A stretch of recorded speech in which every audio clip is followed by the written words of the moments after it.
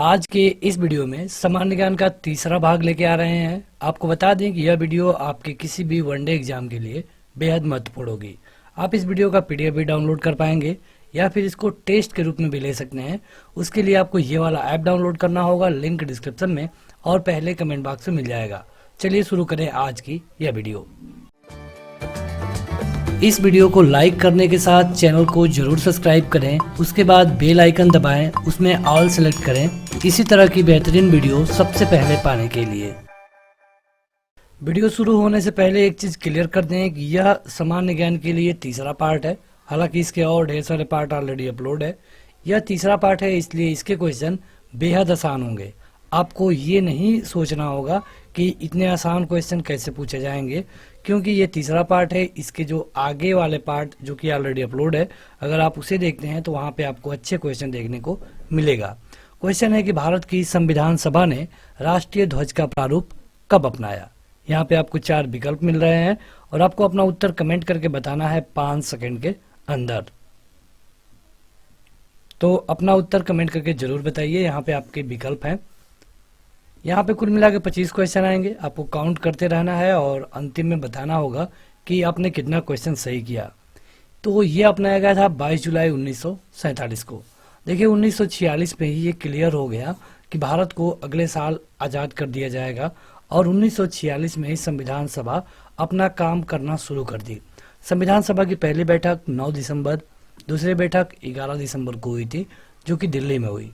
9 दिसंबर को जो बैठक हुई, इसमें जो अध्यक्ष बनाए गए, इनका नाम था डॉक्टर सच्चिदानंद सिन्हा, जो कि आते हैं बिहार से। इनको अस्थायी अध्यक्ष बनाया गया था केवल और केवल 2 दिनों के लिए। इसके बाद जब अगली बैठक होती है 11 दिसंबर को, तो उस समय डॉक्टर राजेंद्र प्रसाद को अध्यक्ष बनाया गया, जो कि बाद में चलकर भारत के पहले राष्ट्रपति बने। तो कहने का ये मतलब है कि 1946 से संविधान सभा ने अपना काम शुरू कर दिया था और इसी ने राष्ट्रीय ध्वज, राष्ट्रीय गीत, राष्ट्रीय गान को अपनाया और यहाँ पे राष्ट्रीय ध्वज को अपनाया गया था 22 जुलाई 1947 को। चलिए आप कमेंट करके बताइए, जो राष्ट्रगान होता है इसके गाने की अवधि कितना होती है। ध्यान से सुनिए, राष्ट्रीय गान के गाने की अवधि कितनी होती है ये आप हमें कमेंट करके बताएंगे। राष्ट्रगान, ना कि राष्ट्रीय गीत। अगला है कि अर्थशास्त्र में नोबेल पुरस्कार पाने वाले पहले भारतीय कौन थे। अर्थशास्त्र मतलब कि इकोनॉमिक्स। 5 सेकंड होंगे आपके पास। सही उत्तर है अमर्त्य सेन। देखिए वैसे तो भारत में सबसे पहले नोबेल पुरस्कार मिलता है रविंद्रनाथ ठाकुर को या फिर रविंद्रनाथ टैगोर को। ये मिला था 1913 में, मिला था गीतांजलि के लिए, मिला था इनको साहित्य में। और इसके बाद सीवी रमन को मिला 1930 में फिजिक्स के लिए। ये भारतीयों की हम बात कर रहे हैं। नोबेल पुरस्कार दिया जाना शुरू किया गया 1901 में। 1896 में इसके लिए बात हो चुकी थी। 1901 में जब दिया जाने लगा तो ये 5 फील्डों में दिया जाता था। बाद में इसे 1969 से 6 फील्डों में दिया जाने लगा। उसके बाद से अगर बात करें अर्थशास्त्र में, जैसा कि इस क्वेश्चन में पूछा गया है, तो ये मिला अमर्त्य सेन को 1998 में, जो कि इकोनॉमिक्स में पहले भारतीय थे जिनको नोबेल पुरस्कार मिला। अभी अभी 2019 में आपने देखा कि इकोनॉमिक्स में एक भारतीय मूल के व्यक्ति को नोबेल पुरस्कार मिला है और इनका नाम क्या था, अभिजीत बनर्जी। अभिजीत बनर्जी ये हालांकि भारतीय नहीं है, लेकिन भारतीय मूल के हैं और इनको 2019 में इकोनॉमिक्स का नोबेल पुरस्कार मिला है। अगला क्वेश्चन है कि भारत के प्रथम सिख प्रधानमंत्री कौन है। बेहद आसान क्वेश्चन है, जैसा कि हमने आपको शुरू में ही बताया कि बेहद आसान क्वेश्चन आएंगे। लेकिन अगर आप चाहते हैं हार्ड क्वेश्चन तो आप हमारा ऐप डाउनलोड कर सकते हैं या फिर प्लेलिस्ट में जाइए और वहां जाकर आप इसका जो 5वां, 6वां, 7वां पार्ट है उसे अटेम्प्ट करिए। तो देखिए पहले सिख प्रधानमंत्री हैं डॉक्टर मनमोहन सिंह, जिनका कार्यकाल रहा है 2004 से लेकर के 2014 तक, लगातार 10 साल। ये यूपीए के टाइम में प्रधानमंत्री थे। यूपीए कहा जाता है कांग्रेस और कांग्रेस के साथ जो दल हैं उनको मिल करके जो एक गठबंधन बनता है उसको यूपीए कहा जाता है। और इसके अलावा जो एनडीए कहा जाता है, ये बीजेपी के साथ जो और भी दल है जैसे कि अकाली दल, इस तरह के जो कई दल मिलाकर एक गठबंधन बनता है उसे एनडीए कहा जाता है। 2014 से आज तक यानी कि 2020 तक एनडीए का रूल है। तो डॉक्टर मनमोहन सिंह प्रधानमंत्री रहे 2004 से लेकर के 2014 तक। अगला क्वेश्चन है कि प्रथम महिला चिकित्सक कौन है इनमें से, कमेंट करके बताइए। आपके पास 5 सेकंड है, अपना क्वेश्चन काउंट करते रहिएगा। वीडियो खत्म होने के बाद आप हमें बताइएगा कि आपने कितना सही किया। तो इनका नाम है कादम्बिनी गांगुली। कादम्बिनी गांगुली है पहली महिला चिकित्सक। इस तरह के क्वेश्चन कई सारे पूछे जाते हैं, पहली महिला पर्वतारोही, पहली महिला चिकित्सक, पहली महिला शासिका। तो चलिए ये बताइए पहली महिला शासिका कौन थी भारत में? पहली महिला शासिका, इनका नाम था रजिया सुल्तान। रजिया सुल्तान कब से कब तक? 1236 से लेकर के 1240 तक, केवल 4 साल। कहाँ पे राज किया? दिल्ली में। ये गुलाम वंश से थी, गुलाम वंश जिसका टाइम पीरियड है 1206 से लेकर के 1290 तक।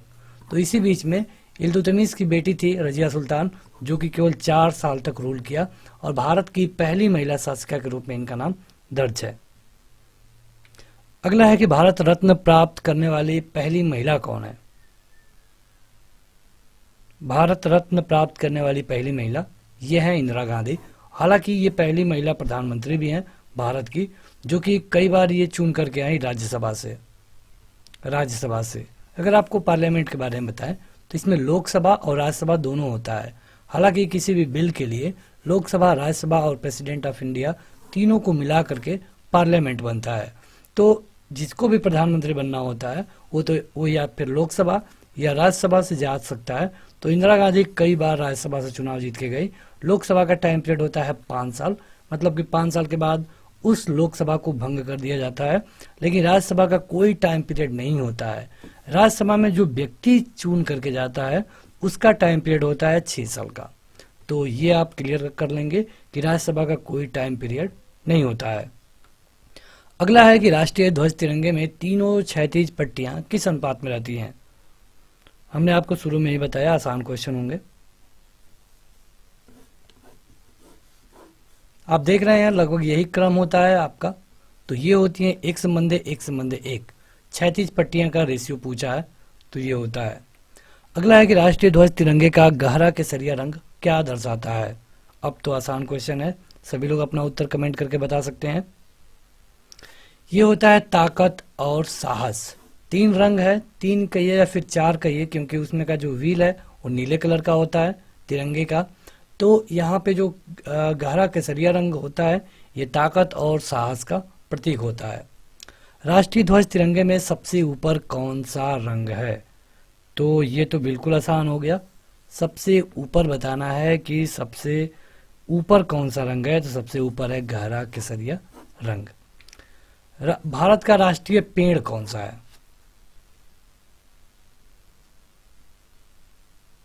तुरंत अपना उत्तर कमेंट करके बताएं। राष्ट्रीय पेड़ कौन सा है भारत का? तो राष्ट्रीय पेड़ है भारत का बरगद।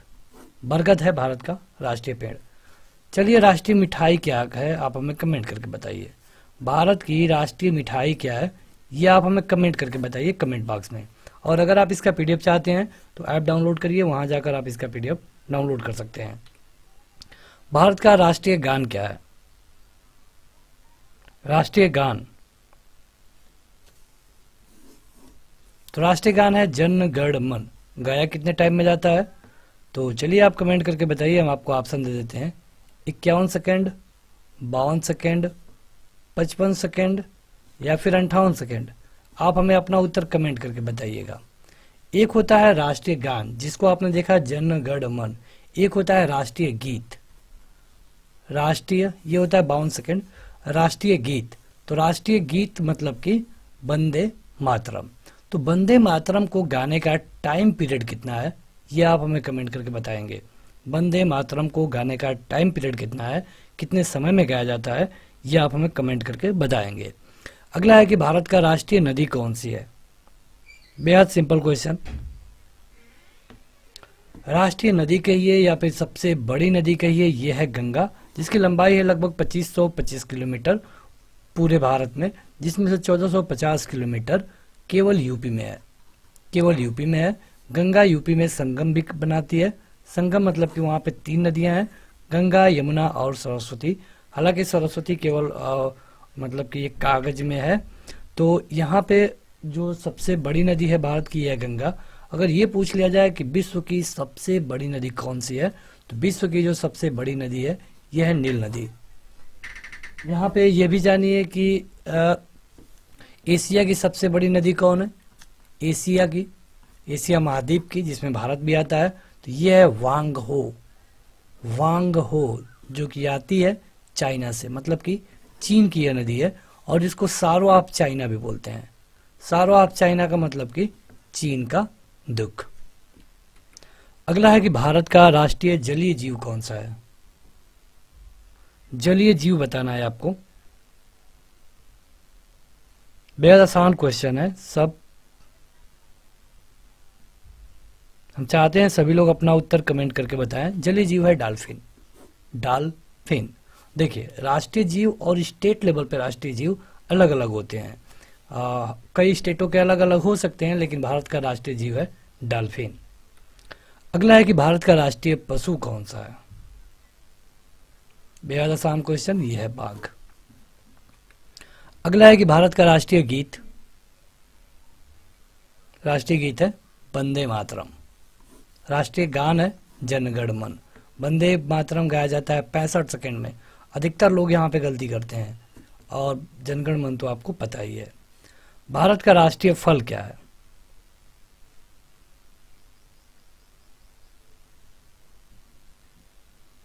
तो राष्ट्रीय फल क्या है ये आप हमें कमेंट करके बताइए। सही उत्तर है आम।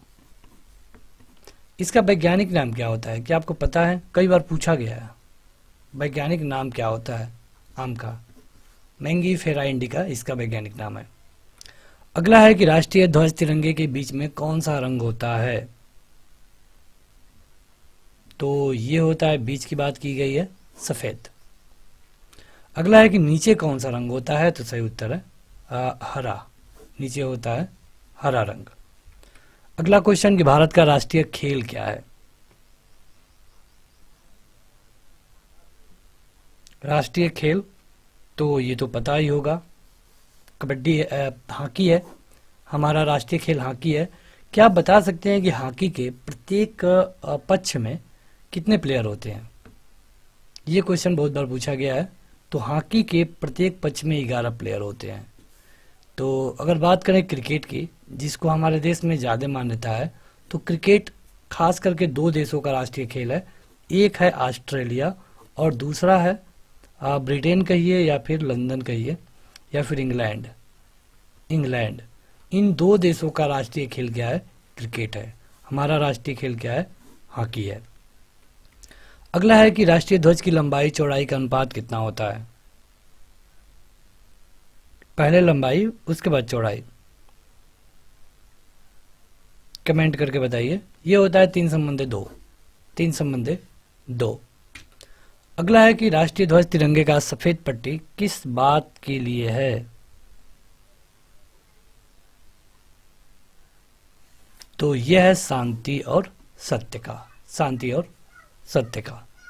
अगला है कि राष्ट्रीय ध्वज तिरंगे का हरा रंग क्या बताता है। तो ये बताता है विकास और उर्वरता को। विकास और उर्वरता को।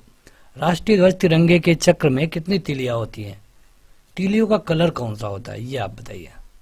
कलर होता है नीला और इनकी संख्या होती है 24। अगला है कि राष्ट्रीय पक्षी कौन है। ये तो सबको पता है कि मोर है। मोर का वैज्ञानिक नाम क्या होता है, ये आप हमें कमेंट करके बताएंगे। वैज्ञानिक नाम, जैसे हमने आम का बताया था, मोर का वैज्ञानिक नाम क्या होता है, ये आप हमें कमेंट करके बताइए कमेंट बॉक्स में। देखिए, आजकल ये तो पूछा नहीं जाएगा कि राष्ट्रीय पक्षी कौन है, लेकिन ये जरूर पूछा जाएगा कि हमारे राष्ट्रीय पक्षी मोर का वैज्ञानिक नाम क्या है। तो ये आपके लिए क्वेश्चन है और आप हमें कमेंट करके जरूर बताइएगा। राष्ट्रीय फूल कौन सा है। सही उत्तर है कमल। कमल। नोबेल पुरस्कार प्राप्त करने वाली प्रथम भारतीय महिला कौन है। जल्दी से कमेंट करके बताएं। तो इनका नाम है मदर टेरेसा। ये हालांकि भारतीय नहीं थी, हालांकि ये भारत में आकर के तब तक इनको भारत की नागरिकता मिल गई और तब जाकर के इनको नोबेल पुरस्कार मिला। तो आज के इस वीडियो में इतना ही। इस वीडियो को लाइक करने के साथ इस ऐप को जरूर डाउनलोड करें, जिसका लिंक इस वीडियो के डिस्क्रिप्शन में और पहले कमेंट बॉक्स में मिल जाएगा। आज के इस वीडियो में इतना ही। Thank you.